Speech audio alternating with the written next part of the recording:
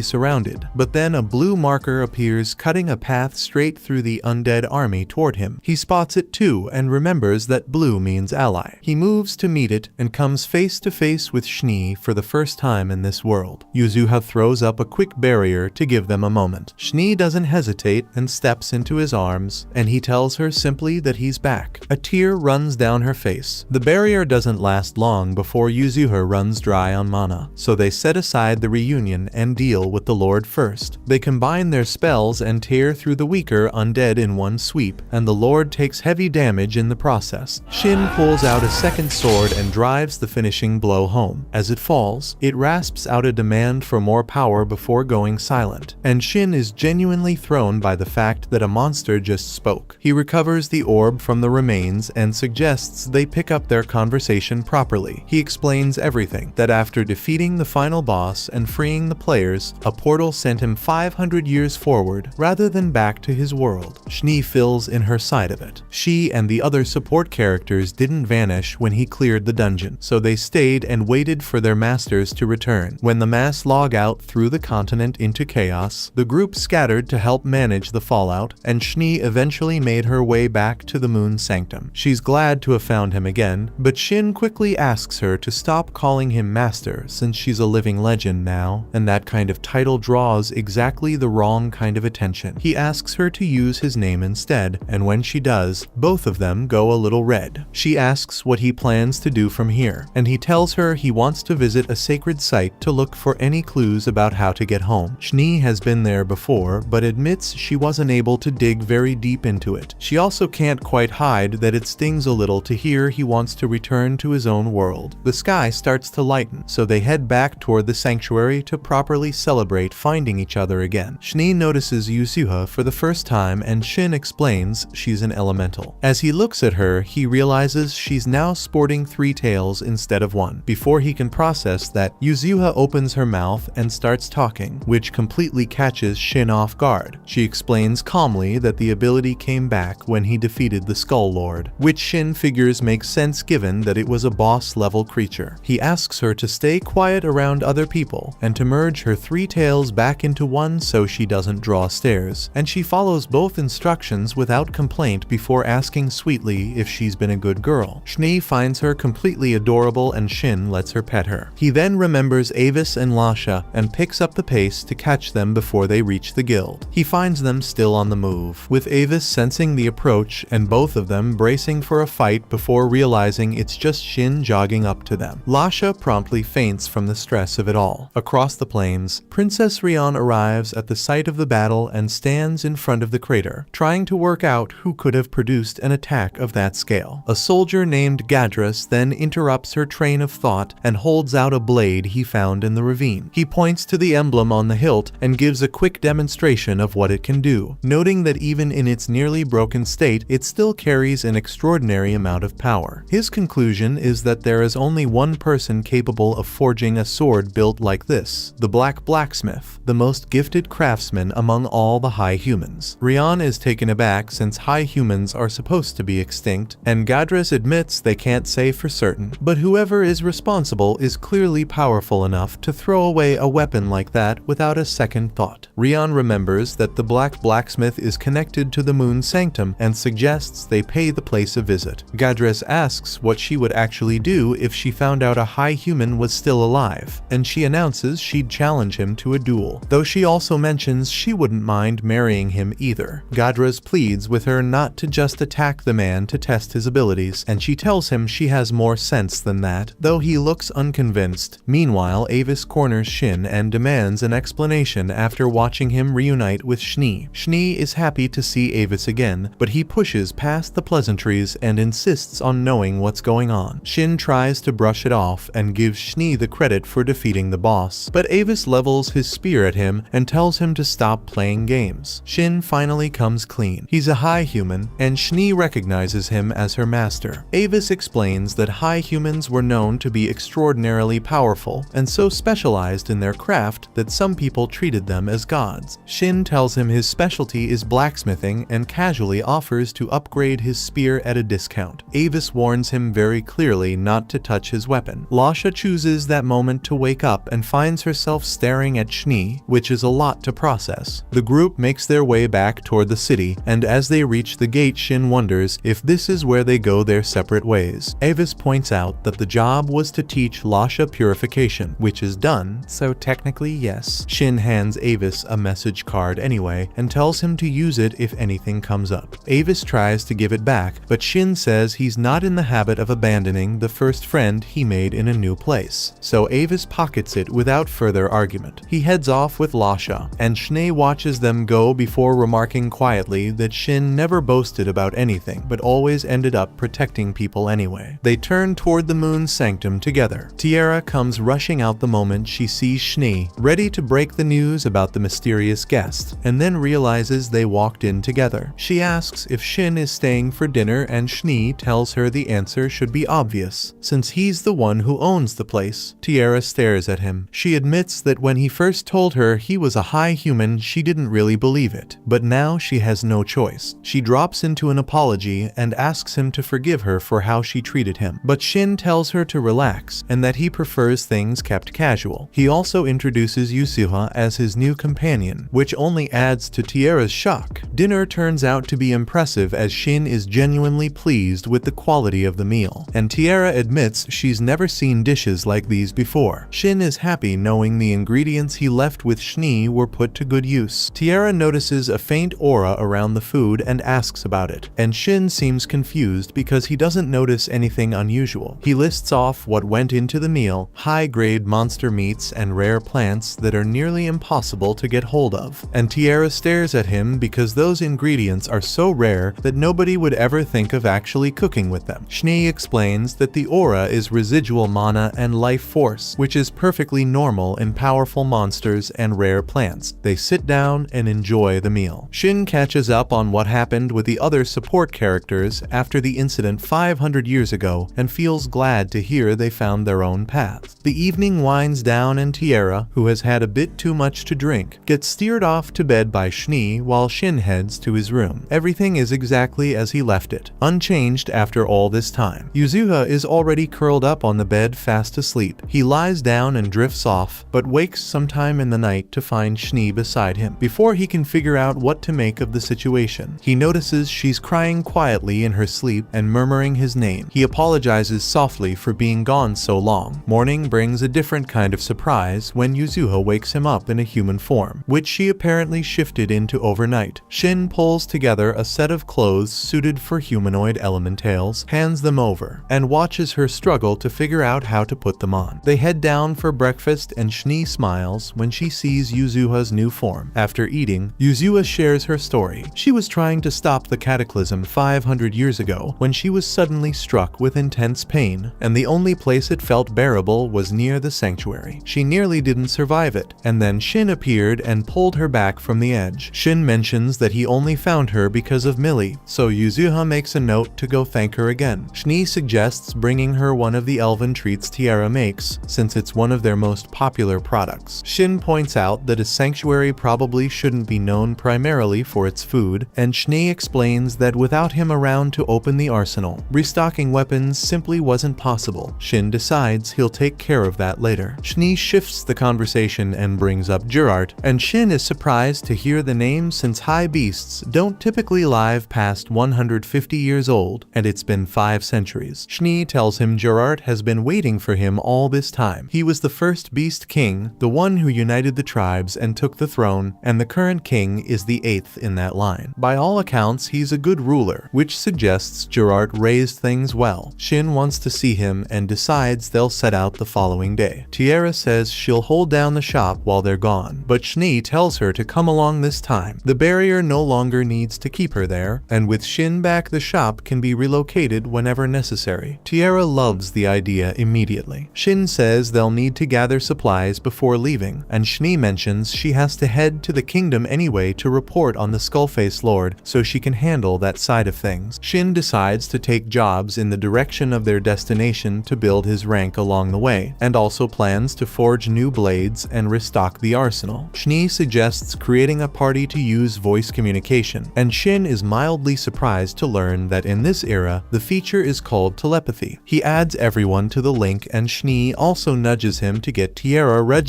as an adventurer while they're at it. Shin opens up the forge and warns Yuzua firmly not to touch anything since some of the items in there carry curses. He gets to work, and the first blade he produces is so far beyond the quality of anything currently available in the country that he deliberately scales back the output before restocking the inventory. Tiara comes downstairs dressed in adventurer gear and ready to go, and they head out into the city together. Shin finds himself a little thrown off by how she looks in the new outfit, and she catches him staring and informs him that he'll be carrying the shopping as punishment. He ends up guiding her through the market since she has no idea where anything is, and at some point takes her hand so she doesn't get separated in the crowd, which makes her go red. His rank has moved up to E by the time they reach the guild, and Celia explains it's because his report about the Skullface and the undead army was verified and counted toward his record. Though they can't jump ranks too quickly at once, she then asks about Tiara, noticing they came in holding hands, and Shin explains they're heading out on a journey together. Celia does not believe for one second that that's all there is to it. Shin tries to clarify that there's nothing going on between him and Tiara, but Celia insists they have nothing to be embarrassed about. He changes the subject and asks about the Holy Land, a place that was apparently destroyed during the Dusk of Prosperity. Celia tells him that information is restricted to C rank and above, so he'll have to come back once he's climbed higher. He finds an escort quest on the board for a carriage heading to a transit point called Bairun, and they head out. Since there's still time before departure, Shin suggests walking around the city and stopping by the church, which Tiara is happy about. At the church, Lasha shares the news that she's been officially appointed as the next priest of the temple, and Trya makes sure Shin knows how grateful everyone is. Lasha turns out to be completely obsessed with Schnee and peppers Tiara with questions the moment she finds out where she's from. Inside, Millie spots them and immediately wraps her arms around both Shin and Yuzua. Before leaving, Shin hands over a protective bracelet he made along with a necklace for Millie. With that done, Shin decides it's time to move the Moon Sanctum. Tiara admits it feels strange to pack up an entire building, but Shin tells her it's perfectly normal from his perspective. He leads her to a quiet alley, produces a teleportation crystal that can return them to any registered location, and uses it to demonstrate. Tiara mentions that teleportation is considered lost magic in this era, and Shin tells her casually he can make as many as he wants, which is just one of the perks of being a legendary high human. He then issues a command that stores the entire sanctuary and holds up a necklace, explaining that this is what it looks like in portable form. Tiara stares at it in silence, and they set off. They reach the carriage and meet two other adventurers who took the same quest, a samurai named Gayan and a boxer named Tsubaki. Their client is a dwarf merchant named Nak, who tells them he's counting on them to reach Bairun safely. On the road, the group exchanges information about their classes and abilities. Gayan is impressed that Shin manages to use magic on top of being a samurai and notes it's rare for monsters to take to people the way Yuzua has. When Gayan mentions an island called Hinamoto that formed after the incident 500 years ago and became home to several samurai guilds, Shin recognizes the names immediately and quietly processes the fact that organizations from his time have grown into something much larger. The carriage stops when a group of bandits blocks the road. They make things worse by demanding Tsubaki be handed over, and Shin's entire demeanor shifts into something cold and dangerous that unsettles Tiara. She fires first, dropping a hidden bandit with an arrow that kicks everything off. Tsubaki uses her speed enhancement to take one down instantly. Gayan cuts straight through another's sword, and Shin puts two down at once. The leader starts to realize these are not ordinary low-ranked adventurers. Shin disarms him, and the look on Shin's face frightens him considerably. Shin presses the leader for the name of whoever tipped them off, but before he can push further, Tiara grabs him and pulls him into her chest, and after Shin calms down, she realizes she moved on pure instinct, doing exactly what Schnee used to do when he got like this, though the fact that she just did that without thinking makes her her blush heavily. They hand the bandits over and get moving again, with Gayan noting the attack was likely connected to the carriage's ties to the church. They reach Beirun without further trouble, and Nak hands out completion certificates. Gayan and Tsubaki mention they're heading to a place called Kilmont and express hope their paths will cross again. Shin notes they still have a long stretch before reaching Farid and suggests buying their own carriage. They look at the options, but nothing stands out, and he starts mentally planning modifications before Tierra tells him not to go overboard. They settle on one, and the seller asks about horses, noting the carriage is heavy enough to need more than one. Shin glances at Yuzuha and figures she could manage it if things came to that. A call then comes through from Shni. She's finished her business at the kingdom and offers to catch a suitable monster to pull the carriage on her way over, arriving within a day. She also mentions the stir caused by the moon's sanctum disappearing, though she says she's not bothered since she was getting tired of the kingdom constantly trying to pull her into their affairs. They check into an inn and treat themselves despite the cost, settling in for a relaxed evening with dinner together. Tierra and Yuzua head off to take a bath before bed, and Shin can hear them messing around in there, so he directs his attention outside. Meanwhile, Shni is somewhere in the wild tracking down something enormous. She arrives the following morning, and the group goes out to meet her. Yuzua senses something approaching before they can see it, and then Shni comes into view leading a massive jade wolf on a tether. Shin notes it's a unique monster, and Tierra can't quite believe what she's looking at, though the wolf immediately takes a liking to her. Shin asks why Shni chose something so large, and she explains it had to be sacred class to be worthy of serving him. She predicted he'd have a problem with the size, and reveals the wolf can shrink itself down. Shni watches his face anxiously, worried she made the wrong call, and Shin quickly reassures her he's happy with it. Yusua strikes up a conversation with the wolf and learns his name is Shimmer. They set off toward Farid and draw plenty of stairs along the way. Tierra comments on how smooth the ride feels thanks to Shin's modifications, and Shni notes it outperforms even a royal carriage. While Shimmer runs alongside them, Yuzua learns his story. When he was young, he and his mother ruled a sacred mountain, but his mother was killed by an adventurer, and he barely escaped with his life. He fled and was eventually saved by an elf, which turns out to have been Tierra 100 years ago. She remembers rescuing a puppy back then and can't believe it's the same creature standing before her now. Shni offers to transfer ownership to Tierra on the spot, so they pull over and Shni dissolves her contract, while Tierra forms a new one with Shimmer. The process drains Tierra completely, and they decide to camp for the night. Shin asks Shni what her thinking was behind all of this, and she admits she wanted Shimmer to serve as Tierra's protector since she can't always be around herself. As they near Farid, they're met in the forest by two high beasts sent by Gerard after Shni messaged ahead. They lead the group to a grand mansion where Gerard is waiting. Gerard expresses how glad he is to see Shin because he never thought they would see each other again in this life. He introduces the current King Wolfgang and his daughter Kor, and Shin tells him immediately to stop with the formalities. Gerard explains he's doing it to set the right tone for everyone else, since high humans are treated as legendary figures in this era. A brief flashback shows the two of them surrounded by an overwhelming number of monsters in what was clearly a desperate battle, with Gerard having cut down thousands while Shin watched his back. Back in the present, they reflect on how they made it through that day at all, and Gerard notes how much the world has changed since. Shin already knows about the nation Gerard founded, and Shni admits she told him everything beforehand because she knew Gerard would stretch the truth if given the chance. When Gerard asks where Shin disappeared to for 500 years, Shin tells him the whole story. Gerard listens and then shifts the conversation with a directness that cuts through everything else. His health is failing, and he has only a few months left. He tells Shin that Shin's return feels like an answered prayer, and he asks for one thing before he dies: a duel. He wants to fight his master one final time because he believes Shin is the strongest warrior alive, and he wants to meet his end in battle. Shin understands exactly what Gerard is asking for and accepts without hesitation. Gerard assures him that Wolfgang and his companions already know about his condition, and he plans to tell them about the duel, adding that Wolfgang is more than capable of leading the nation forward. That evening, Gerard gathers his old companions and tells them he's found where he wants to die. He announces the duel will happen in a week. His companions receive the news with quiet understanding, having known this moment was coming. Kor doesn't take take it as calmly and tells them she doesn't want to lose him. Gerard speaks to her gently and explains that he's lived a long life and has been preparing for this for years, and that he wants everyone present to watch him have the greatest battle of his life. Shin sits alone that night turning things over in his head, and Yuzuha asks if something is weighing on him. He tells her he's fine. Gerard meanwhile thinks back to the moment Shin vanished 500 years ago, remembering the despair of believing his wish would never come true, and feels nothing but gratitude that he lived long enough to see this day. In the days that follow, Shin notices that Gerard's equipment has deteriorated badly over the centuries and quietly repairs everything. He presents it to Gerard and tells him to fight without holding back. Gerard thanks him, and the weight of what's coming the next day settles over both of them. Gerard asks whether Shin plans to leave Schnee behind when he returns to his own world. Shin says yes. He's been working toward going home the whole time, but he wants everyone to be in a good place when he does. The next morning, the whole group makes their way out to the forest. Gerard is in high spirits, declaring it a perfect day for a duel. Schnee positions herself to intercept any stray attacks so Shin can fight freely. Gerard says his goodbyes to Wolfgang and Quor, telling Wolfgang to lead well and telling Quor to keep growing stronger. His old companions watch and remark that they've never seen him this happy. The fight begins and the forest erupts. Their power colliding tears up everything around them, and the onlookers can barely keep up with what they're seeing. Gerard is matching Shin blow for blow, which draws genuine surprise from his companions, who realize he's stronger than any of them knew. Schnee watches quietly and tells the others they haven't even begun to push their limits yet. Tierra asks whether Schnee could hold her own against Gerard, and Schnee admits honestly that it would be a struggle. Gerard admits that none of the new techniques he developed specifically to defeat Shin are working, and Shin tells him to stop holding back. Gerard responds by going all in and transforms into a werewolf, remembering that Shin promised not to use the title he gained from defeating the final boss, since it would make things too one-sided. Gerard knows Shin could end the fight instantly if he wanted to, but he pushes forward anyway, determined to face him at full strength. Shin attempts a magic attack, but Gerard vanishes and counters hard, forcing Shin back. He then unleashes his ultimate technique, firing a devastating blast that tears through everything in its path. Shin blocks it, but suddenly realizes Gerard has repositioned directly behind him. Gerard presses the advantage relentlessly and Shin is struggling to keep up, so he leaps back and takes stock of the situation, fully aware that Gerard is giving this absolutely everything he has. Shin decides to stop holding back as well, and they both release their ultimate techniques simultaneously, triggering a massive collision of energy. Schnee watches quietly and tells the others the fight is almost over. Gerard manages to break Shin's sword and spots an opening. He moves in and delivers the finishing blow, but the effort costs him everything. He coughs up blood and shifts back to his human form. Knowing his time has come, Shin concedes the match afterwards, and Gerard says he spent 500 years training for that single moment, and he's glad he lived to see it through. He knows Shin was still holding back even then, and he asks him to reveal his true power just once. Shin releases his full aura, and a massive pillar of light tears through the sky. Gerard watches it with a satisfied smile. Shin carries him back to the others, and Gerard tells everyone that being able to defeat a high human in a duel means he reached a height that almost no one ever does. Then he's gone. Quor breaks down, but Gerard's old companions gently remind her that he died exactly the way he wanted to, with no regrets left behind. Everyone attends the funeral and pays their respects. That evening, Schnee finds Shin alone and can see he's struggling. She wraps her arms around him and tells him she'll do anything for him. He explains that he gave Gerard the fight he always wanted, but losing a friend still hurts regardless, and he lets himself cry. She tells him it's okay, that he did everything he was supposed to do, and he can take as long as he needs. The next day, the group heads into the city and Shin notices that Schnee and Tierra have put on accessories with beast ears to blend in since elves draw too much attention on their own. Schnee asks what Shin thinks, and he tells her she looks good, which surprises Tierra since she's never seen Schnee act this way around anyone. They're in the city to meet one of Shin's other companions named Schwade, who attended Gerard's funeral as a representative of his country. Schnee mentions that Schwade was the first emperor of the Dragon Empire before eventually stepping down. They're brought to his room, and the moment Schwade sees Shin, he drops into a bow and swears to serve him again. Shin tells him to relax, and Schnee reminds him that things are different now. Over tea, Z asks about Shin's plans and Shin explains he's headed to the Sacred Palace to continue his research on getting home. Z asks to join after he returns to his country first, and they agree to stay connected through their telepathy link. As they leave, Shin hands Z his old weapon back. Z stares at it and immediately notices something is different, remarking that it feels stronger than he remembers. Shin mentions he refined his mana control while repairing Gerard's equipment and managed to push the weapon to 5 times its original strength. Z looks at him like he said something impossible, and Curie shares the sentiment. They stop by the Adventurers Guild so Shin can push his rank higher. He picks up a goblin slaying mission and Curie asks to come along. The quest goes smoothly and they each take out a goblin without much effort. When Shin turns it in, the clerk mentions there's also a message waiting for him. It's from Guild Master Barlu, and it turns out the royal palace is requesting his presence. Tiara asks what the palace could possibly want with him, and Shin immediately thinks back to the Skullface's sword flying into the castle and feels his stomach drop. Before leaving the city, he stops by to see Wolfgang and presents him with Gerard's gauntlet, fully restored. Wolfgang points out that they were destroyed during the duel, and Shin explains that since he was the one who originally made them, repairing them was straightforward. Wolfgang tries them on and looks genuinely shaken by the power in them. Shin tells him it's his responsibility to decide who they eventually pass to. They say their farewells and Shin opts to teleport back, rather than take the carriage since the journey would take too long. They return to the location where the Moon Sanctum used to stand, and Shin immediately senses they're being watched. Schnee suspects the Kingdom Station people here, hoping the sanctuary would reappear, then quietly admits she's been worrying about Shin disappearing again. At the guild, Barlu introduces Shin to a mage named Royal who handles gem appraisals, before Shin can even ask why the palace wants him. Arod brings up the sword that flew into the castle and ended up in the second princess's room. Shin keeps a straight face. Arod explains that the sword is on par with a royal treasure, and that the mana signature from the gem Shin left behind from the Skullface matched the sword, which is how they traced everything back to him. Barlu assures him that having a letter of recommendation from the Moon Sanctum means he isn't in any trouble, but confirms it was the second Princess Rian herself who issued the summons. That night, Shin explains the situation to the group, and Schnee predicts the kingdom is either trying to recruit him or arrange some kind of noble marriage. She suggests he tell them he's already engaged, either to her or to Tiara. Yuzuha immediately volunteers herself as a candidate, which makes Shin panic since she's far too young for that kind of joke. The next morning, Shin arrives at the castle and is escorted by a Gadras, who Shin clocks at level 188 and quietly wonders if he's the strongest fighter in the kingdom. He's brought to Rion's chambers and they meet for the first time. She produces the sword from the Skullface and tells him she assumes the monster must have been formidable. Shin plays along and admits it even broke his weapon during the fight. Rion remarks that Shin seems different from the usual adventurers she summons. She mentions that some have tried to use these meetings as cover for assassination attempts, but her instincts tell her he's not that kind of person. Shin points out she has no real proof of that, and she explains she has a skill called intuition that she trusts completely. She gets to the point, and Shin braces himself expecting a marriage proposal, but instead she just asks him to fight her. At the same time, a member of the royal staff is even walking through the halls, but that's when a black aura suddenly appears behind him and starts to overwhelm him. Back with Shin, Gadras immediately objects, reminding her that asking an adventurer to spar with a princess is not appropriate, but Rion explains she needs to assess his abilities firsthand. She leads them to a teleportation room that sends them to a training ground built specifically for battles between chosen ones. Nobody knows who originally set the teleportation points, and Rion says they've been there for hundreds of years. Shin figures that tracks since teleportation is lost magic in this era. She tells him to grab a weapon and Shin picks up a sword, while Rion lifts a two-handed weapon and starts swinging it casually with one arm. The fight gets underway, and after their first exchange, Shin realizes she's genuinely skilled, so he quietly adjusts his stats to bring things down to a level where they can actually compete. He pushes forward with confidence in his physical strength, but she tells him to use his skills, so he reaches for one of his abilities. She copies it before he can land anything meaningful, which draws a comment from Gadras that they're evenly matched. Shin tries to break through her guard, but she suddenly slams her weapon into the ground with enough force to shatter it, and he barely gets out of the way in time. He takes stock and admits to himself that would have killed him if it connected. She looks at him with a new level of respect. Shin suggests wrapping things up since her sword has clearly taken too much stress to continue, and Gadres backs him up by telling her she's already gotten what she came for. Rion ends the duel and asks Shin to join the kingdom, saying they need someone like him. He declines without much deliberation, telling her the life of an adventurer suits him fine. She accepts that without pushing further. He asks about the skull-face sword, and she explains it crashed directly into her room. She brings up a local custom where a man offering his sword to a woman carries the meaning of a marriage proposal, and she's been treating it as a gift from him. Shin clarifies that it got there by complete accident and he had no such intention. Gadres steps in and warns him that certain people in the palace are already planning to use the incident as grounds to have him arrested and forced into service. Rion cuts that off by suggesting the sword be recorded as a tribute to the crown, which removes any criminal angle from the situation. She tells Shin she wants to keep it and is willing to pay a significant sum since she knows what it's worth. Shin tells her he has no use for money and asks for access to the Royal Magical Library instead, valuing information over coin. She agrees immediately, telling him she always wanted to use the sword anyway. They head back to the teleportation room and find the guards unconscious on the floor. A priest named Greril is standing there with a vacant look in his eyes, clearly being controlled by something. Gadres moves to intercept him, but before anything else can happen, Shin and Rion vanish, reappearing in what looks like the ruins of an ancient city. Rion recognizes it as a holy land and wonders what drove Greril to this. They decide to make their way back to the palace, but Rion has no telepathy link since she doesn't have a party, so Shin contacts Schnee directly. He fills her in quickly, explaining that Greril was under some form of mind control, and Schnee identifies that immediately as taboo magic, meaning whoever is behind this is serious trouble. Shin tells her he doesn't want to use teleportation and draw attention, so he asks her to handle things at the palace and meet him in a nearby city called Valmer. Schnee tells Tierra they need to move, and the two of them head for the palace. On the way, Schnee reveals that a demon is likely involved. Tierra knows the basics, that demons are born from miasma, and Schnee fills in the rest. They can disguise themselves as other monsters, and they're ranked by power with humanoid demons sitting at the top. Given how difficult mind control is to execute, Schnee estimates they're dealing with a Count class demon at a minimum, probably level 300 or above. Tierra quietly notes that she's nowhere near that level, and Schnee tells her not to worry since she won't need to fight it. Schnee casts a concealment spell that makes them invisible and clears the palace wall in one jump. They move past the guards and make their way to the dungeon, where Schnee explains the demon has already been taken into custody. She puts the guards to sleep with a spell, takes the key from one of them, and unlocks Greril's cell. She tells him she knows what happened, but Greril says his memory of events is patchy at best. Schnee suspects the demon tampered with it deliberately. She's about to dispel the residual magic when something attacks her. She deflects it, and the demon steps out of the shadows, introducing himself as Magnamuk. He recognizes Schnee and tells her to stay out of his way, then moves to kill Greril. Schnee stops him without much effort. Magnamuk asks why she's protecting someone so insignificant, and she tells him plainly that Greril is innocent, and she needs to clean this up for Shin's sake. The moment Magnamuk hears she's working for a high human, his tone shifts, and he tries a different approach, telling her the world is already descending into chaos and the age of man is drawing to a close, inviting her to step aside and join him instead. She refuses. He switches tactics again and tells her that her master abandoned her and is never coming back. That lands differently. Schnee's expression hardens, and she tells him he knows nothing about it, then kills him in a single motion before he can say another word. Schnee approaches the king afterward and tells him a demon was responsible for the entire incident. The king is visibly unsettled since demons represent a serious threat, but Schnee assures him that both Rion and Shin are unharmed, which brings obvious relief to the room. Greril steps forward and apologizes, and the king waves it off, knowing he had no control over his actions, and asks him to continue serving the kingdom. Schnee recommends keeping the details of the incident away from the public to avoid a panic, and the king agrees. With that handled, Schnee tells Tierra it's time to go, and they set off toward Valmer. At the same time, Rion explains to Shin that holy lands are cities that collapse collapsed during the dusk of prosperity and are now overrun with powerful monsters. She mentions she brought the Skullface sword along and asks about Shin's weapon. He tells her not to worry about it, privately thinking she'll never let him leave if she finds out how strong he actually is. She shares what her people found during a previous inspection of the city, specifically a small door near the south gate that contains the mechanism for opening it. Shin tries to scale one of the walls and gets teleported back to where he started. He figures out quickly what's happening and shows Rion a floating ball of light, explaining that the entire city functions as a dungeon and the only way through is to follow the light spheres. They touch it and get moved to the next area, and Shin immediately picks up that something nearby is watching them. They engage it and find a ghost-type monster that fights using wind magic. It throws a powerful whirlwind at them and Shin cuts straight through it, opening a gap for Rion to get a hit in. The monster is still standing, so Shin steps in and finishes it. Rion notices his sword and asks about it, realizing he was keeping it hidden. He explains that it's an exceptionally rare weapon and his preferred secret to keep. They push deeper and eventually run into a giant slime. Rion figures it's an easy target and goes straight at it, but it grabs and restrains her almost immediately. Shin hits it with a skill and pulls her free. He explains that slimes are completely immune to physical damage, then uses a fire spell to melt it down and expose the core, which Rion destroys. She's grateful, but also notices Shin looking away and quickly realizes her clothes were torn in the struggle. He hands over his own outfit without comment. He asks if she can use magic, and she admits spells aren't her strong point. Shin teaches her a technique that coats her sword in flames. She tests it on a nearby rock and watches it scorch through, and Shin tells her it'll serve her well in a fight. She pauses and points out that he keeps helping her without asking for anything back. She wants to repay him somehow, and he tells her simply that protecting the people of her kingdom is all he wants from her. They reach the gate and Shin suddenly feels something pulling at him. A massive egg is sitting in the path ahead, and Rion notes that monsters don't normally come from eggs here. Something breaks out of it and Shin identifies it as a griffin made entirely of ice, capable of freezing anything with its breath. He grabs Rion and gets them both clear before it can unleash an attack. He tells her his plan is to draw its attention while she hits it from behind. She agrees and Shin opens by throwing his knives into it, making it scream. Rion charges in and strikes with everything she has, and Shin follows up with fire, burning off its head. They think it's done for a second, but the griffin grows its head back. Shin tells Rion to run while he holds it off, explaining his theory that the griffin is being sustained by a spell and the only way to truly kill it is to open the gate and cut off whatever is powering the regeneration. He removes his own restrictions to deal with what's coming, knowing they won't survive otherwise. He keeps taking the griffin apart and it keeps coming back together, but then he notices a white sphere nearby and feels that strange pulling sensation again. He tries to destroy it, but his attacks get absorbed. Then his body starts glowing. The feeling disappears and he charges. This time when he cuts the griffin down, it stays down. He hits it with fire and it explodes. He stands there briefly confused about what just happened, but Rion has found the device and the gate is open. They clear the dungeon and Shin tells her they're heading to Valmer to meet his companions. That evening they make camp and Shin tells Rion to sleep while he takes watch. She asks how he always seems to have everything they need, and he tells her he's been traveling for a long time. Then she tries to seduce him, and he shuts it down without hesitation. She asks directly if he finds her attractive, and he realizes she's not joking around. She drops the act and admits that she simply enjoys talking to him because everyone else around her treats her like a princess first and a person second. Shin tells her she can come to him whenever she feels like that, then notices she's already leaning against him, content just to have the company. He lets her stay. The next morning brings a problem as Shin wakes up sensing something wrong and spots an army of monsters moving in the distance, heading straight toward Valmer. Rion identifies the incoming threat as the flood, a recurring disaster Valmer has dealt with before, though it always comes with casualties. Shin refuses to accept losses if they can be avoided, so he and Rion immediately head toward the city at full speed. Inside the city, Rion goes to brief the local lord while Shin heads to the Adventurers Guild and meets Guild Master Lact. Shin explains the flood and gives the estimated time of arrival, but Lact is initially skeptical until Shin shows his recommendation letter and confirms that Rion is already reporting to the lord. Lact quickly changes his stance, declares a state of emergency, and mobilizes the guild for defense. Shin also states he will participate in the battle, which visibly reassures Lact. While moving through the city, Shin notices a store called Meow Land that feels familiar, though Schnee says she has never heard of it. He then meets Barrett, an elf who recognizes him as a former support character from his past game life. Barrett confirms that the store belongs to Hibinko, one of Shin's old friends believed to have died in the death game, and reveals that several players Shin knew are actually alive in this world. Barrett shows Shin two lists: surviving players and player killers from the death game. Schnee had previously ordered the killers to be hunted after Shin disappeared, a decision she never told him about. Barrett advises him to trust Schnee despite the secrecy, and Shin agrees, though he is clearly unsettled. Barrett also says he will not seriously join the fight, as Shin can handle it, though he plans to arrive later for loot. The next day, Shin, Schnee, and Tierra attend a strategy meeting with Lord Toro and the Chosen Ones. The plan places the Chosen Ones at the front line, knights behind them as support, and rear units handling ranged and magical support. Shin notices the area around the castle is completely devoid of monsters and points it out. Schnee confirms this is consistent with a boss-type entity controlling the flood, and Toro accepts her judgment. Shin asks Schnee to begin the battle with an advanced